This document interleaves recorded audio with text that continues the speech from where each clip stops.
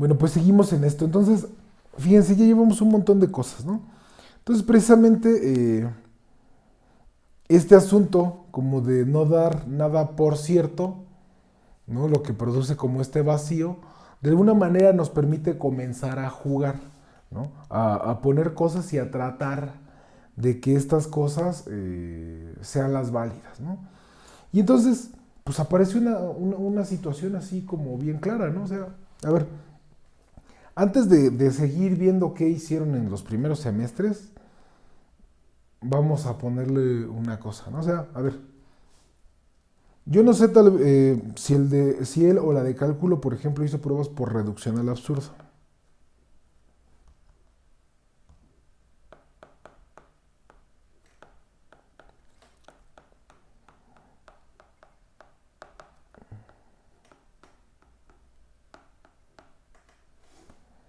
¿Cómo es una prueba por reducción al absurdo? Bueno, pues generalmente en el libro dice así, ¿no? Teorema. Y hasta luego pone así un autor y un año, ¿no? A implica B. Ese es el teorema, ¿no? Y pues entonces aquí él o la de cálculo dice de repente, bueno, pues vamos a proceder por reducción al absurdo, ¿vale? Entonces supongamos A y no B. Y entonces pues ya aquí el profesor pues ocupa todo su bagaje, conocimiento, intuición, mañas, artillería, bla, bla, bla. Y de repente, a través de toda esa maquinaria, produce un absurdo, ¿no? Una contradicción. Eh, Generalmente aquí no tiene que contradecir A y B porque pues está operando por reducción al absurdo, ¿no? Pero pues sí puede llegar a cualquier cosa que o bien contradiga algo que ya conocíamos, o sea, llega a algo que contradice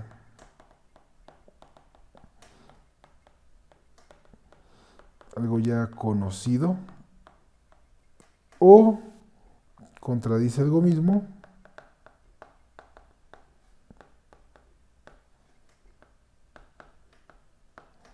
dentro de la prueba.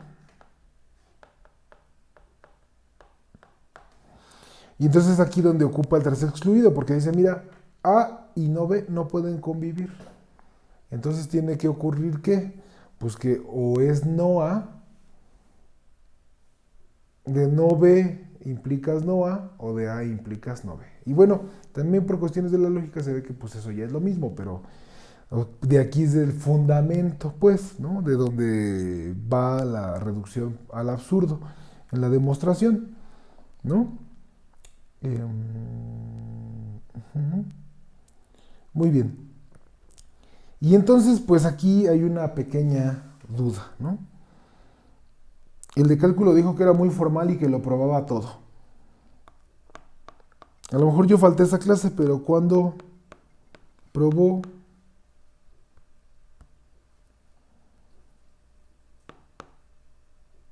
él o la profa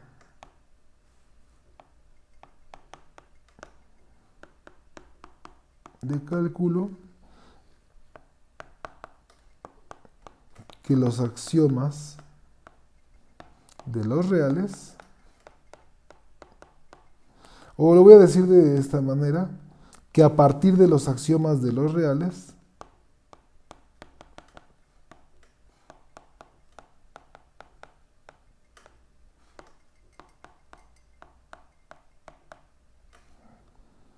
no se demuestran contradicciones.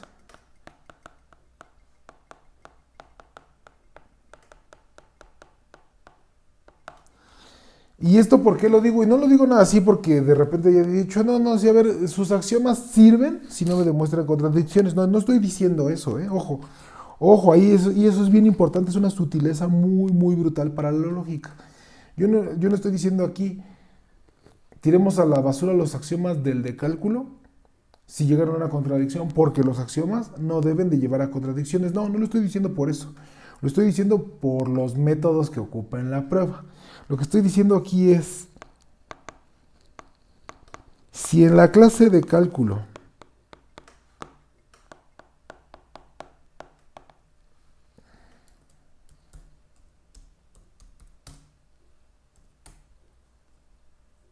ay, perdón, cálculo lleva acento en la A. Bueno, disculpen.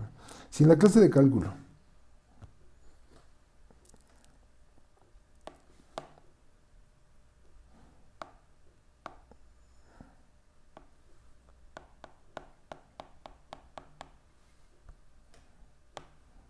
ok, ya. Se usó reducción al absurdo.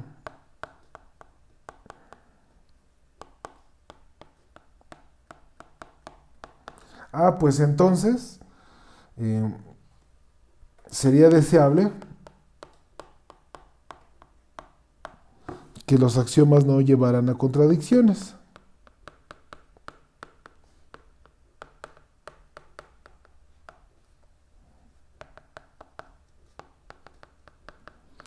Porque yo les diría, ok, ¿y qué tal? ¿Qué tal si los axiomas están chafas y sí derivan contradicciones, ¿no? Y entonces, pues nada más no derivan muchas más contradicciones, pues porque no se les ha ocurrido cómo, ¿no? Pero así como de repente un día tenían que probar que A implicaba B, asumieron A y no B, y de circo, maroma y teatro llegaron a que 0 era igual a 1, pusieron un signo de admiración y luego dijeron, por lo tanto, esta contradicción proviene de asumir que B no es cierto, así de A se sigue B, ¿no?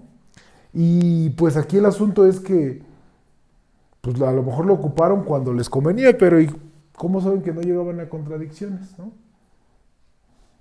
Y bueno, aquí estoy hablando del o la de cálculo porque pues de repente era así, con el que surgen muchas de estas dudas, porque ahorita vamos a sacar unas todavía peores, ¿no? Pero de repente aquí pues pueden poner lo mismo con el de álgebra, la de álgebra, con la de análisis, ¿no? Con la de teoría de conjuntos, ¿no? Así, pues con la profesora o profesor que quieran, pues, ¿no? O sea, de repente llegan y ponen axiomas, dicen que son verdades evidentes, lo cual luego pues ni ocurre, no es cierto. Luego dicen que son muy formales y empiezan a derivar cosas, ocupan métodos de prueba que no nos enseñan por qué si son ciertos o correctos, ¿no? Y pues ya. Entonces, bueno, aquí lo que sí es bien cierto es que no vamos a venir a ver si se prueba bien o mal, ¿no? Vamos a asumir que como que la prueba se ha hecho de una manera, ¿no? O sea, que la prueba tiene, la demostración tiene pegado un aparato lógico y que las pruebas se producen en conjunto utilizando las dos cosas, ¿no? Por un lado. Ahora, otra cosa, fíjense, sí, ya sé. Llegó él a la de cálculo y con los axiomas de los reales les arruinó la vida así en el primer semestre, pero no solo eso, también ocupó inducción y de hecho a veces la ocupó para probar cosas de aquí. Y también ocupa después el concepto de función, por ejemplo. Y hasta habla luego de una función que va de un intervalo cerrado en los reales, ¿no? Y luego otra vez agarra los axiomas de los reales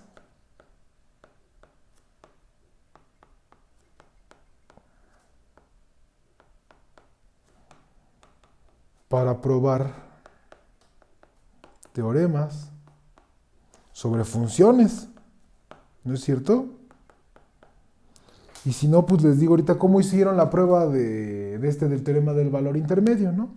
Es el teorema del valor intermedio, ¿qué dice? Dice, pues sean A y B dos números reales, tal que A es menor estricto que B, ¿no? Y F, una función que a cada número en el intervalo cerrado A, B le asocia un real, ¿no? Esos son los ingredientes y luego dice, si F es continua y F de A es menor o igual que 0, menor o igual que F de B, entonces existe psi, justo el ejemplo que ponía hace rato, ¿no? Un punto en este intervalo de tal forma que la función en él se anula, ¿no? ¿Y cómo es la prueba? Bueno, aquí se dice, mira, vamos a suponer que f de a es distinto de 0. Porque si f de a es 0, pues ya acabamos. Y también vamos a suponer que f de b es mayor que 0, porque pues, si f de b es 0, pues entonces psi lo tomo como b y acabamos, ¿no? Entonces, bueno, vamos a suponer que sea esto. Y entonces aquí, pues tiene sentido fijarnos en el conjunto de las x's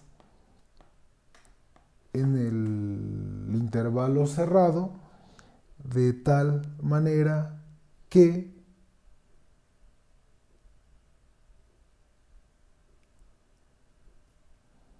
¿qué le ponemos aquí? ¿Cómo le quiero poner?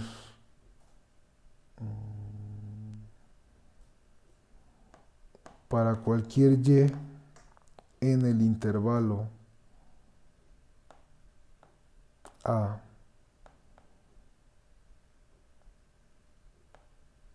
coma x, fnx es menor o igual que 0. Sí, eso es lo que quiero, según yo. A ver, si ahorita si lo estoy haciendo mal, pues ahorita va a salir. Pero aquí, ¿cuál es el asunto? Vámonos al dibujito. Se asume entonces que f de a está por debajo del eje de las x y que f de b está por arriba del eje de las x, ¿no? Y entonces aquí, pues precisamente este conjunto es diferente del vacío, pues porque el punto A está allí, ¿no? Asumiendo, permítanme asumir que A, A solo tiene el punto A, ¿vale? Para que el discurso no esté mal, para que tenga lógica, ¿no? Y entonces aquí dice uno, bueno, pues mira, entonces de esta forma, ahí está, ¿no?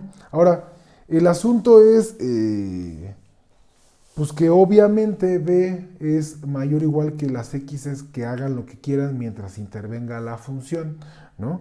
Pero el asunto es que queremos encontrar un puntito que al evaluarlo se nos argumenta que es el 0. Entonces el asunto es como decir, mira, vete moviendo desde la A hasta la B, ¿no?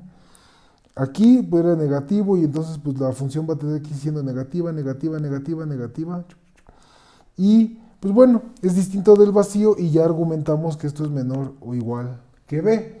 Entonces el axioma del supremo dice que esta cosa tendrá un poderosísimo supremo y le vamos a poner psi. Y pues bueno, precisamente se prueba que f de psi es el 0, ¿no? Y se hace con los argumentos del axioma del supremo, ¿vale? Y pues otra vez yo digo, y bueno, ¿y de dónde sacó? ¿Quién le dijo? ¿Quién le dio permiso de mezclar el concepto de función con el axioma del supremo? ¿No?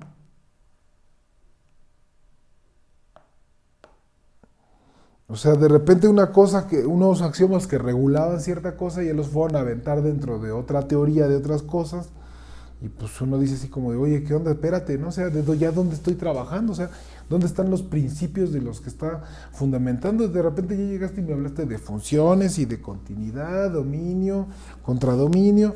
En el mejor de los casos, así, en el mejor de los casos lo que hacen es que se construyen conceptualmente las cosas, ¿no? O sea, asumimos ciertos objetos matemáticos como la igualdad dadas o definidos, ¿no? Y a partir de ahí vamos construyendo cosas como este con este, tal cosa, ¿no? Y este con este, tal cosa, ¿no? Y este con este, también tal cosa. Y así, ¿no? O sea, se puede llevar en la definición, pues, como de asumir un concepto básico, ¿no? De hecho, por ejemplo, en la teoría de los conjuntos, eso es lo que haces. En la teoría de los conjuntos,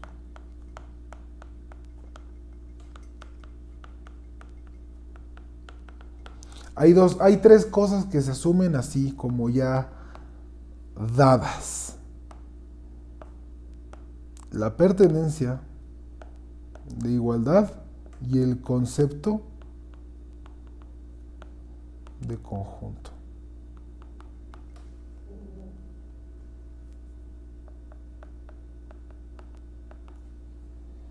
Muy bien. Y esas tres cosas no están sujetas a interpretación. De hecho, en realidad como que ni les importa tanto que es un conjunto. Básicamente arman la teoría con estas dos de acá, ¿no? Y lo que hacen es decir, ponerles reglas. Decir, mira, tal es un conjunto, si tal y tal son un conjunto, tal es un conjunto, si tal es un conjunto y esa es tal cosa, a partir de ahí obtienes otro conjunto.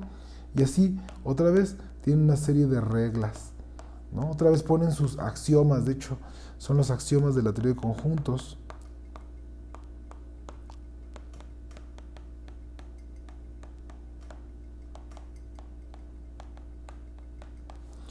Y pues estos axiomas, la teoría axiomática más famosa es Zermelo-Fraenkel, ¿no? Con axioma de elección, que es precisamente pues esto del vacío, del axioma de los subconjuntos, del axioma del par, del axioma de unión, el de elección, el de reemplazo, el de buena fundación, ¿no?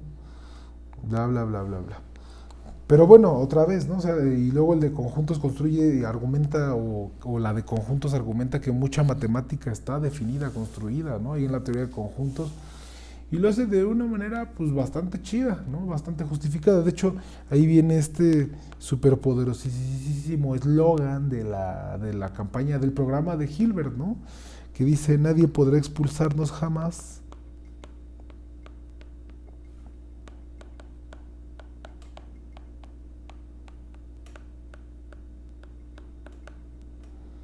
del paraíso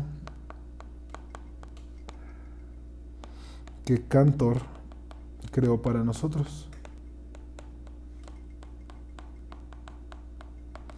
Esto lo decía Hilbert, ¿no? Y precisamente les digo que era su eslogan publicitario de su programa, de que ibas a ver y conocer todo el rollo, ¿no?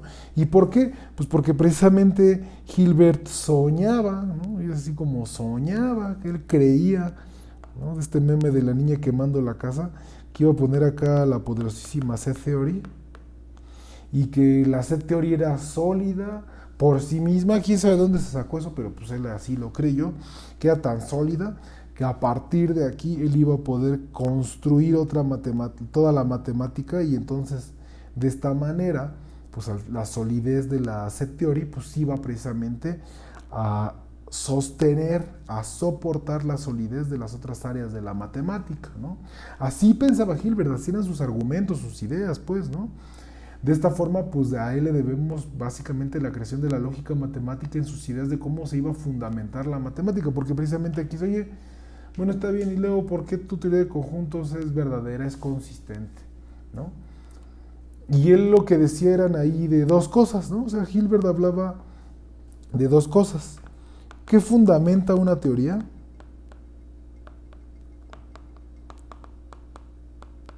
Matemática.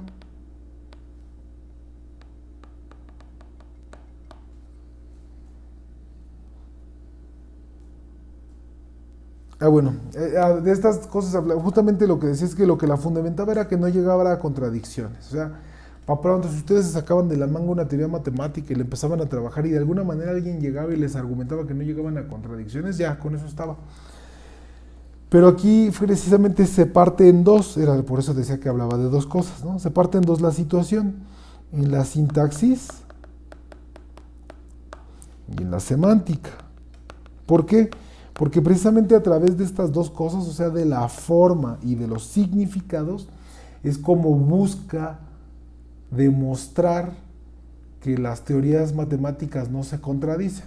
La parte de la semántica dice, mira, si tú puedes encontrar un significado común para todo, entonces no hay contradicción, ¿no? Eso sí, para la banda, ¿no? Si puedes encontrar un significado común, no hay contradicción. Y por el lado de la sintaxis es probar que no se pueden derivar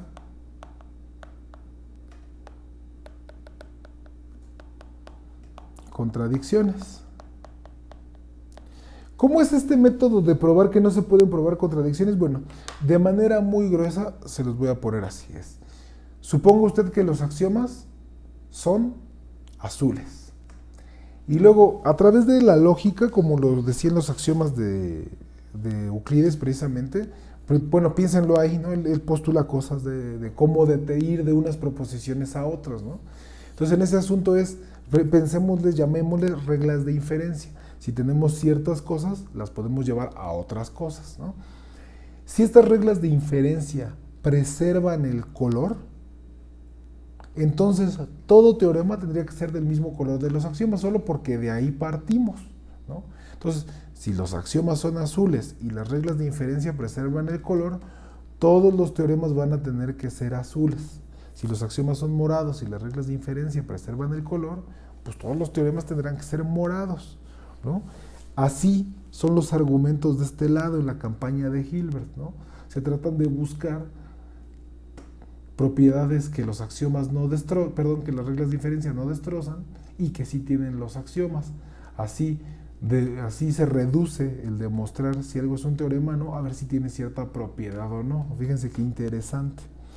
Y por el otro lado, el de la semántica es ver que si no deriva más bien aquí el asunto es de que la semántica es que si tiene un significado común, entonces no va a haber contradicciones. Y este asunto piénselo un tanto como cuando dicen siento que algo no está bien. O sea, cuando les dan un argumento dicen, no, como que no, ahí hay algo que no encaja.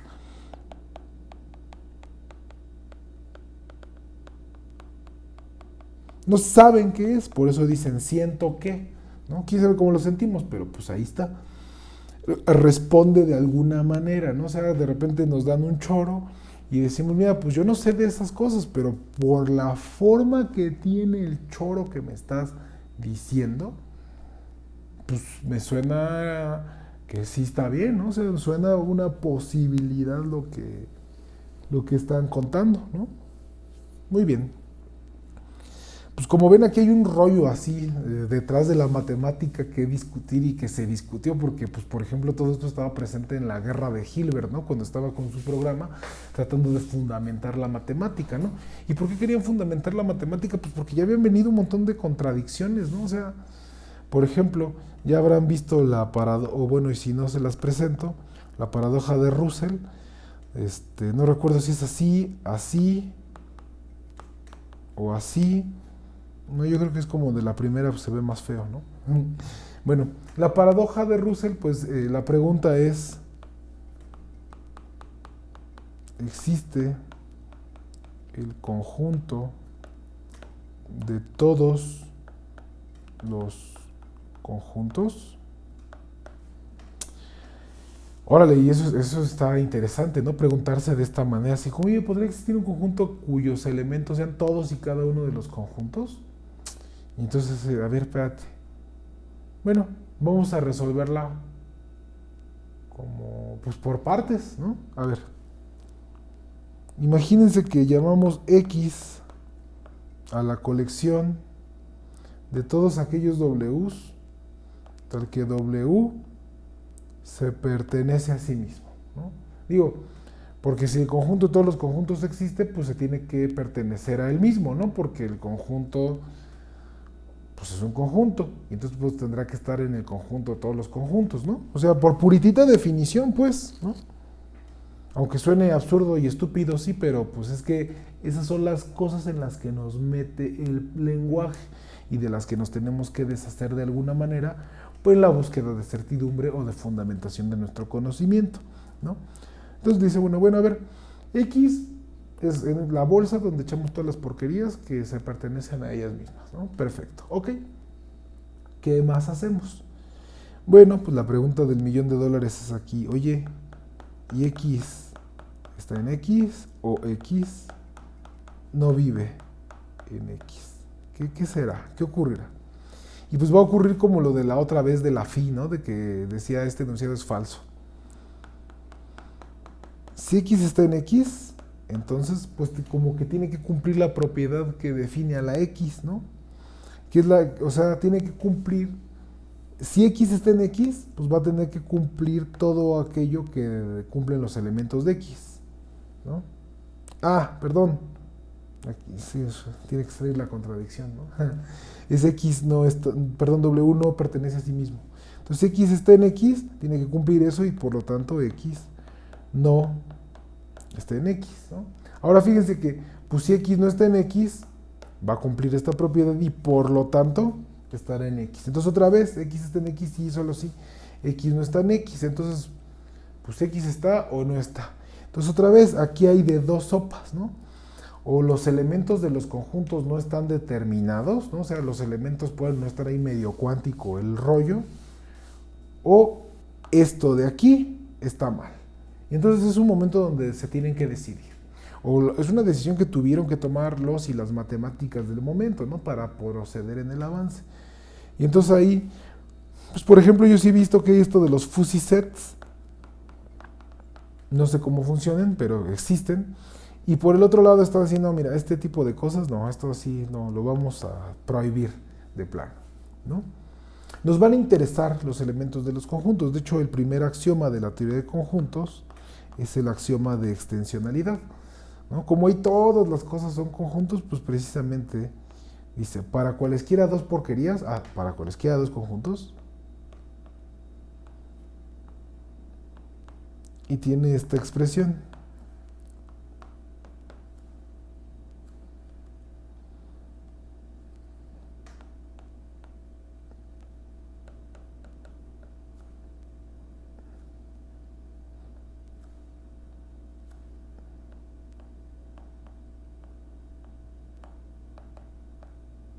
Ok, para cualesquiera dos cosas, si nos tomamos una tercera y ese es elemento de uno, sí, solo si es elemento de otro, ¿qué quiere decir aquí? Para cualesquiera dos cosas, si tienen los mismos elementos, o sea, si cada cosa que es un elemento de uno acaba siendo elemento del otro y viceversa, ¿no? O sea, cada elemento de uno es elemento, o sea, tienen exactamente los mismos elementos, es lo que está diciendo aquí, pues, ¿no? Entonces, vamos a decir que son iguales. ¿Por qué esta igualdad de aquí no es las dos rayas? Bueno, pues porque se supone que precisamente esta fórmula que estoy escribiendo aquí está en lenguaje de primer orden. Y digo, se supone, el asunto aquí es que pues, todo el mundo la lee sin broncas, no estamos acostumbrados a leer ya de facto qué significa esto, qué significa, o sea, ven esto y dicen para todo, ¿no? Ven esto y dicen existe. Ya estamos bien acondicionadotes, ¿no? Así, entonces precisamente hay que ir rompiendo con esas cosas, ¿qué es para todo? ¿Qué significa para todo? ¿No? Y precisamente como ven, el lenguaje ha sido bien importante y el lenguaje nos está metiendo en un rollo, en una situación, ¿no? El lenguaje, voy a traer otra vez esta situación, ¿cómo era? Jesús le pregunta a Pedro que si lo ama, ¿no? Entonces, Pedro ama a Jebús. Jesús es una palabra